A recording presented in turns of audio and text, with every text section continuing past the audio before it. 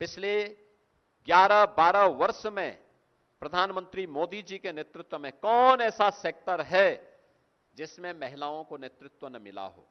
शिक्षा, स्वास्थ्य, agriculture, defence और जीवन की टेक्नोलॉजी का क्षेत्र हो, हर एक सेक्टर में आज ये संख्या है।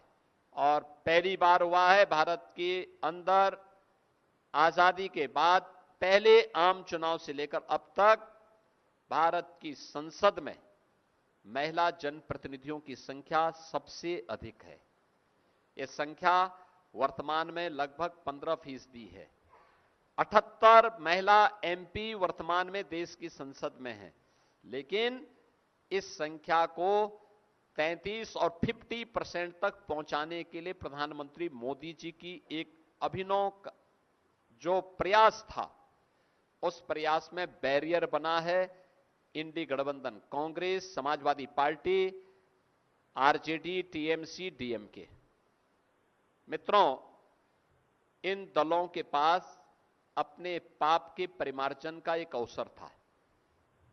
उत्तर प्रदेश में समाजवादी पार्टी को आप जब नाम लेते हैं तो यहां तो पहले से ही चर्चा होती है, देख सपाई बिटिया घबराई।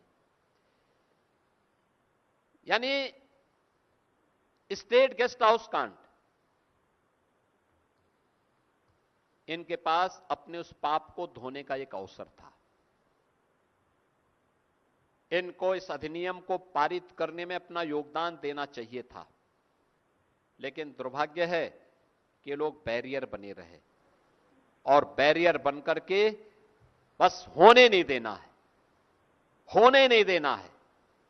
यानी सब कुछ इनको और इनके परिवार को मिले, किसी नारी को ना मिले, किसी गरीब को ना मिले, किसी युवा को ना मिले, किसी किसान को ना मिले। इनकी यही युक्ति रहती है और इसके लिए इनके हमेशा से यही प्रयास चल रहे हैं और इसीलिए ये लोग संसद की कार्रवाई में हमेशा बाधक बनते हैं। आज के इस अवसर पर हम प्रधानमंत्री जी के इस प्रयास के लिए उनका अभिनंदन करते हैं।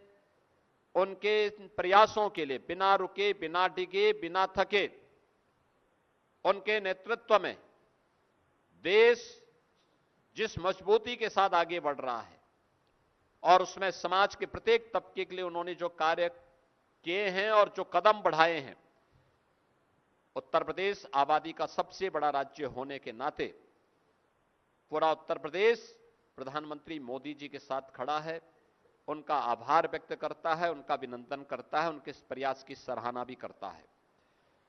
और इस अवसर पर उत्तर प्रदेश की नारी शक्ति के मन में जो आक्रोश है कांग्रेस और इंडी गठबंधन के प्रति, उनके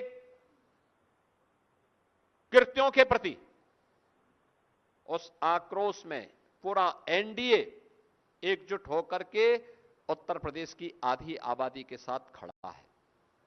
हम उनके साथ खड़े हैं। ये लगातार धरना प्रदर्शन आंदोलन प्रारंभ हुए हैं, लोकतांत्रिक तरीके से सारे कार्यक्रम चल रहे हैं। कांग्रेस को, समाजवादी पार्टी को और इंडी गठबंधन के अन्य दलों को, टीएमसी, डीएमके, इन सभी को आधी आबादी से माफी मांगनी चाहिए, अपने इस कृत्य के लिए माफी मांगनी चाहिए। उनका यह कृत्य अक्षम्य है। आधी आबादी उन्हें किसी भी स्थिति में उन्हें माफ नहीं करने वाली है और मैं देश भर की आधी आबादी से, सभी बहनों से, सभी बेटियों से इस बारे में अपील करूंगा। यह महिला विरोधी आचरण, नारी विरोधी आचरण वास्तव में विकास को अवरुद्ध करने का है। महिला जिन क्षेत्रों में आगे बढ़ी है, जब भी उसे आगे बढ़ने का अवसर प्राप्त हुआ है और उसके हाथ में लीडरशिप आई है, हम लोगों ने बहुत सारे रिफॉर्म वहां पर होते हुए देखे हैं। शिक्षा के क्षेत्र में, स्वास्थ्य के क्षेत्र में, पोषण के क्षेत्र में, स्वावलंबन के क्षेत्र में ढेर सारे परिवर्तन वहां पर होते हुए दिखाई दिए हैं। बहुत सारे सेक्टर ऐसे हैं जहां पर वे बेहतरीन करती हैं अच्छा परफॉर्म करती हैं। यूपी का एमएसएमई सेक्टर हमारी नारी सशक्तिकरण का एक बेहतरीन उदाहरण है। उत्तर प्रदेश के अंदर नारी गरिमा के प्रतीक वे सभी सेक्टर बने हैं जहां पर वह बेहतरीन लीडरशिप दे सकती है। और आज का यह अवसर उसी दृष्टि से अत्यंत महत्वपूर्ण है कि उनकी इस लीडरशिप को इंडी गठबंधन ने बाधित किया है, उसमें बैरियर बनी है। कांग्रेस और समाजवादी पार्टी और उनके अन्य सहयोगी दलों का यह कृत्य अक्षम्य है।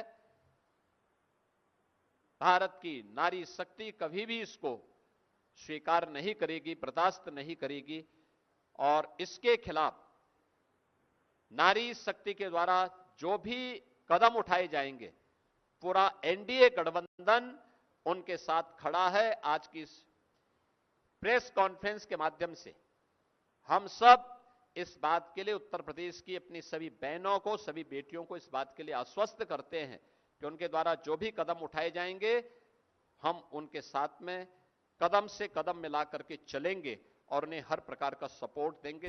अगर आप ये खबर फेसबुक पर देख रहे हैं तो वीडियो को लाइक करके पेज को फॉलो करें। इसके अलावा अगर आप इस खबर से यूट्यूब के जरिए जुड़े हैं तो चैनल को सब्सक्राइब करके बेल